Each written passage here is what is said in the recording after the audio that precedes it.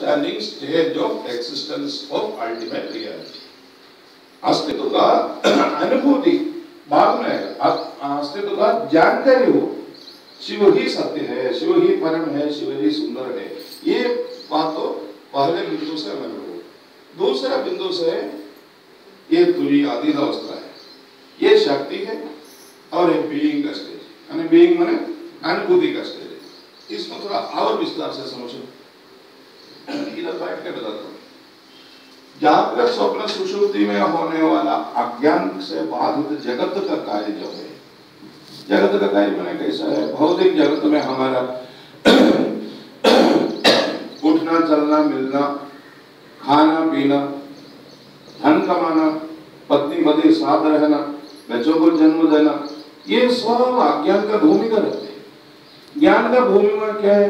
शिवत्व को अनुभूति होना। जब हम शिवोहम बोलते समय अहम शिवम अस्मि वाला भाव में हम तुरीय अवस्था में है, समझो नहीं है तो बोलना, मैं फिर क्लैरिफाई करते जाऊंगा। ये पेश हमारा ठीक नहीं हुआ तो आगे हमको जाना मुश्किल हो जाए, समझना मुश्किल होता है। तो ये तुरीय अवस्था में मैं शिव हूं भाव आ जाता है। ये भाव हमारा अंदर का, हमारा जीव जो है विकसित होकर के क्या होता है, शिवत्व में पहुंच जाता है। जीवो विकसित शिव, ये सदा याद रहने वाला सूत्र है। और ये जो विकसित शिव का संकल्प से मात्र ही शक्ति हमारे अंदर विकसित होगा। अभी इसे प्रधानता देखा तो शिव भक्त लोग कहे कि शिव को प्रधानता है, शक्ति पक्ष का लोग बोले तो शक्ति को प्रधानता है। इसको प्रधानता का बात नहीं, दोनों, जहां नोइंग नहीं है वहां बीइंग नहीं है। Without knowing know being, being can not be exist without knowing. मतलब तुमने कॉलेज में पढ़ते समय कोई भी एक चीज का केमिस्ट्री का अनुभूति लेना तो you have to go to the laboratory and do it, no, उधर जा करके उसको परीक्षण करके उसका अनुभूति लेते समय, इधर हम शिवत्व में हैं, हम जानते हैं हम शिव है, हम मंगल है, हम प्योर कॉन्शियसनेस है, ये हम जानते हैं। लेकिन प्योर कॉन्शियस का अनुभूति शक्ति से ही होगा। शक्तिहीन व्यक्ति को न आत्मा बलहीन लभ्या, शक्तिहीन व्यक्ति को आत्मा का अनुभूति नहीं होती।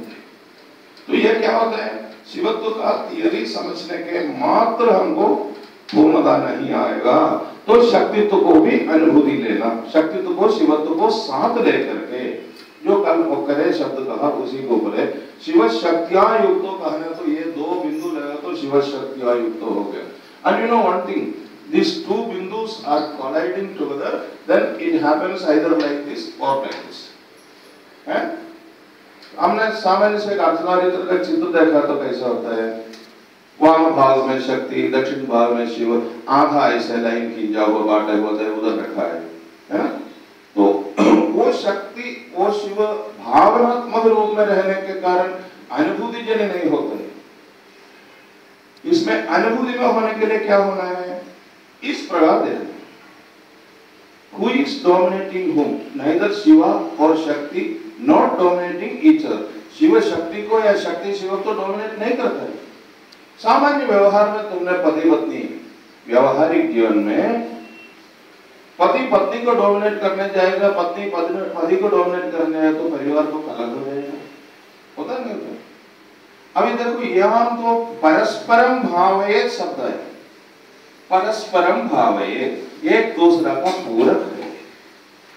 पति बिना पत्नी नहीं, पत्नी बिना पति नहीं, शिव बिना शक्ति नहीं, शक्ति बिना शिव नहीं, प्रकृति बिना पुरुष नहीं, पुरुष बिना प्रकृति नहीं, अकेले इनको अस्तित्व नहीं है। ये दोनों अस्तित्व का एकत्वीभू भाव है, एकीकरण का भाव है, ओकरे का भाव है। कल हमने कहा बोला वो गणपति जो बोल भगवती भवती, देन इट हैपेंस, उद्भवती, उसमें से कगार को निकाल करेंगे। समझ में बात? Any confusion? Just to make it clear now, because I want to make it very clear that it goes and established in your mind. इतना समझना, ये जो हमारा बेस समझ लिया, ये पराविद्या का रहस्य हमने समझ लिया, तो हमको एक बात ये समझ में भी आएगा कि वही परिपूर्णता का पूर्णता। सामान्य से परिपूर्णता हम करते रहते हैं, परिपूर्णता का एक पूर्णता, अपूर्ण परिपूर्णता, पूर्ण परिपूर्णता। अपूर्ण परिपूर्णता। हम समझते हैं, हमको भासते हैं कि परिपूर्ण हो गया, लेकिन परिपूर्ण नहीं हो, ऐसे लगता है एक हो गया। तो पूर्णता जब होता है ना, क्रिया शक्ति जब एक्टिवेट होता है तब वो पूर्ण होता है। कोई भी थियरी से हमने पूर्णता नहीं प्राप्त हुई, वी हैव टू एक्सपीरियंस, अनुभूति करके।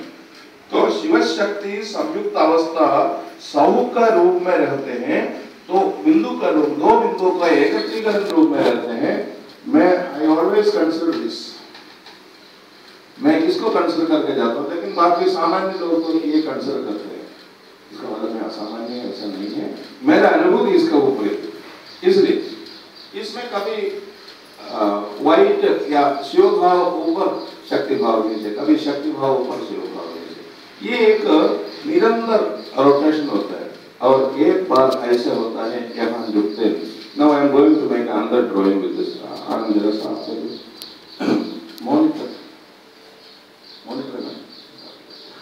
तो क्या है कि इतना बात समझ, I am removing, I am going to give another explanation of this. एक बिंदु में हम अभी पहुंच गए। ये बिंदु कहां स्थित है? सहस्रार का कर्णिका में 3 और 3 और 3 और 3 12 वाइब्रेशन से युक्त हमारा सहस्रार का कर्णिका में किस स्थान में शिव शक्ति।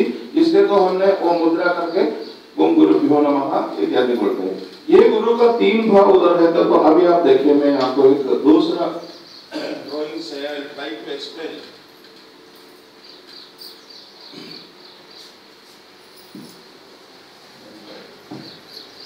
सबको देखना तो इधर ड्राइंग करता हूं। ये देखिए वो बिंदु है, अभी हम पहुंच जाओ वो बिंदु यही है, मतलब हमारा सहस्रार में शिव शक्ति सामरस्य में रहने वाला बिंदु। ये बिंदु से रुके नहीं, इसको 9 बार छेदन होता है। 2 3 4 5 6 7 8 9। इसको क्या होता है, पहले छेदन हुआ, ये ऐसे हुआ, 2 सेमी सर्कल्स आया है, और इमीडिएटली क्या हुआ, फिर वो बिंदु का रूप में परिणत हुआ।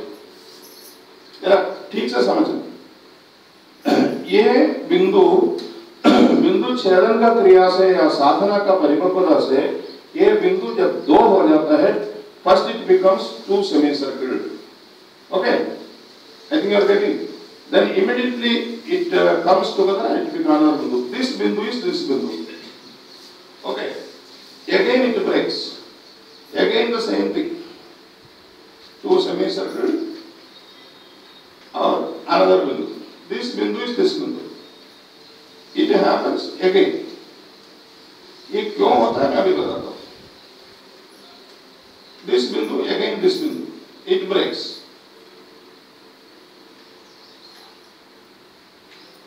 Again, this is this breaking. Again, ये आप लोग ड्राइंग करें तो अच्छा रहता अपना पास, और उसी के लिए याद रहेगा। ये again breaking.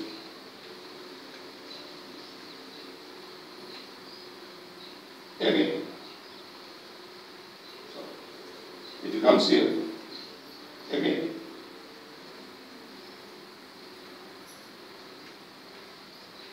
ऐसा ना ऊपर हो गया है, ठीक है ना? This much if you understand, I will proceed. There are 9 times it happened. 9 बार एक ही बिंदु को छेदन होकर के एक नया बिंदु बन जाता है, उसको छेदन बन जाता है। And suppose this is 1 and this is 9. What happened? 1 has become 9 and 9 has become 1. That means 1 is equal to 9. This is the total theory of stability, total practical aspect of stability. 1 is equal to 9. That means 9 is equal to 1. कैसे? We have to go anulom and विलोम। इधर से उधर जाना, उधर से इधर आना। इसमें समझ में नहीं आए तो बोल दीजिए। ये बिंदु का छेदन क्यों होता है अपने अंदर? इसमें पहले वाला 5 जो है 1 2 3 4 5, ये अंदर जो है ना, हमारा अंदर का विकृति है, यानी भौतिक अवस्था का स्थितियां है।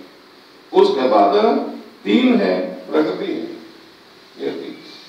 ये 9 to 1, when it comes to 1 is equal to 9 and 9 is equal to 1, you are reaching the ultimate reality. 9 is the ultimate reality.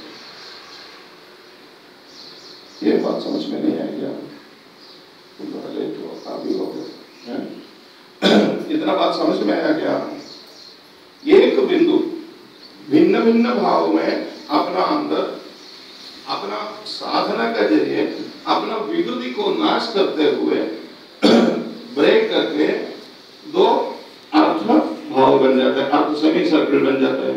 ये सेमी सर्कल एक बिंदु बन जाता है, वो बिंदु सेकंड बिंदु, again it breaks, that is third बिंदु। ऐसे 5 तत्व जो ना विकृति अवस्था है, यानी भौतिक अवस्था में हमने असत्य को सत्य समझने वाला अवस्था। I think it is clear. उसके बाद 3 है प्रगति अवस्था है, भौतिक भी है, अध्यात्म है, पूर्ण अध्यात्म नहीं है। बट यू नो दैट अध्यात्म इज देयर। बट ये 9 में आते समय क्या होता है? पूर्ण अध्यात्म, you are the total spiritual enlightened person. इसको कहते हैं जीवन मुक्त, इसको कहते हैं अर्धनारीश्वर का पूर्ण, इसको कहते हैं शिव शक्ति का एक पूर्ण भाव। ये आप लोग नोट किया तो आप सब लोग नोटबुक रहे तो अच्छा कुछ दिन के लिए। और एक बात इसको बताता हूं।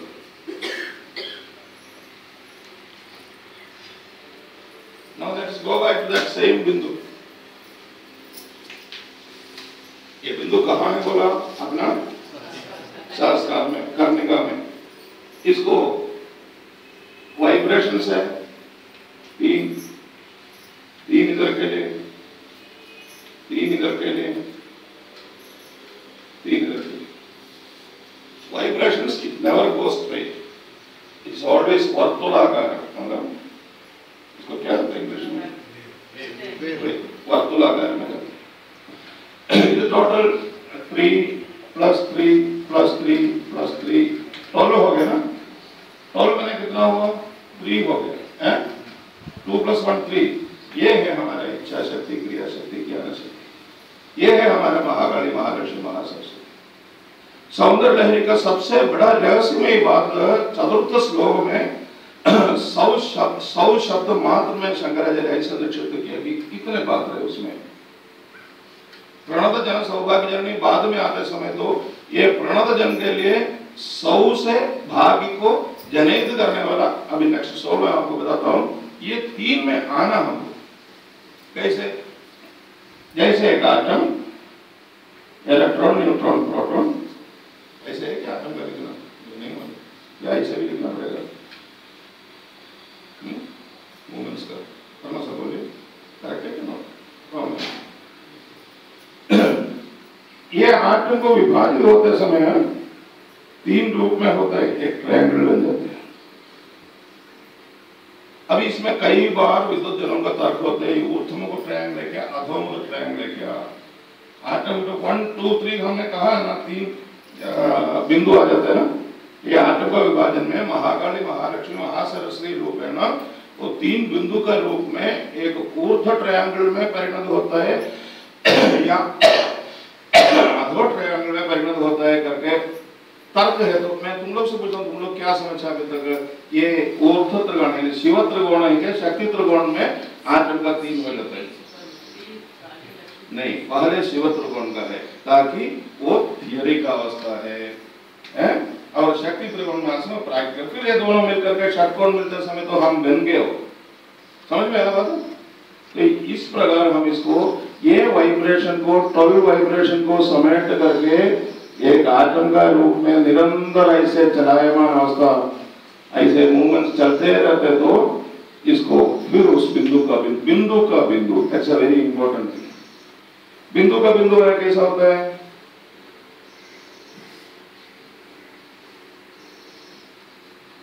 बिंदु का बिंदु। Now let us look the बिंदु। बिंदु, ये जो वाइब्रेशंस जो बाहर जाने वाला अंदर का ओर चलते हैं, ओके, ये अंदर का ओर चल के ये सब वाइब्रेशंस मिलकर के पुनः एक बिंदु में हो जाती है। ये बिंदु को ही हमने प्राण शक्ति कहते हैं। प्राण शक्ति परान्ना शब्द वेद में कहते हैं। बिंदु में सहस्र कमल में जो बिंदु में बाहर में जाने वाले को मैंने भौतिक आध्यात्मिक जोड़ के बताया, लेकिन अस्तित्व का प्राण शक्ति का अंदर के ओर आने वाला ये 12 वाइब्रेशंस एक बिंदु के रूप में कहलाता है। इसको ये हमारा प्राण शक्ति, ये प्राण शक्ति को लेके अगले श्लोक में रचना को अपना भी बता। देखिए अभी बोला वाला श्लोक में प्रणत जनदो सौभाग्य जननी, ये सब those vibrations are limited to only 3 Guruji. Yes, that is because of Trigunas. When it goes to Trigunas, when it consent to God, when it is related with the Trigunas, it goes out. वो गुणादि होता है when it comes inside. उसको भी अनुलोम विलोम का प्रक्रिया है। This you can experience when you concentrate in your sahasrara for a dhyanam for some time. You feel that lot of vibrations are coming and flowing inside. ये अनुभूति हो सकता है। बिंदु विस्फोट कब होता है? What stage? बिंदु विस्फोट का अर्थ है कि हमने पंचदशी षोडशी ये सब छोड़ करके 100 का अवस्था में जब पहुंच जाएगा, सा आ ऊ इत्यादि जो अभी 5 बताए ना, जागृत स्वप्न सुषुप्ति छोड़ करके, तुरीय भी छोड़ करके, तुरीयादि स्टेज प्रारंभ, तुरीय और तुरीयादि स्टेज में स्पेस में वो स्पेस में विस्फोट प्रारंभ होता है। बिंदु विस्फोट के लिए हम क्रियाएं करते हैं।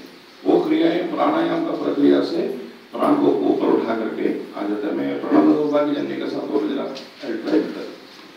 प्रणव जन सौभाग्य जननी का हरिस्वाम आराध्य, हरिहर विरन जी आराध करने वाला प्रणत सौभाग्य जननी, one who is totally surrendered with the प्राण शक्ति, उसको सौभाग्य, सौभाग्य हमने सामान्य अर्थ क्या समझ रहे हो? सब प्रकार का, हाँ सौभाग्य लेडी समझ रहे, यही सौभाग्य, वो भी इधर ही है। ये अमनस्क से तुम लोग एक योग का बात समझो।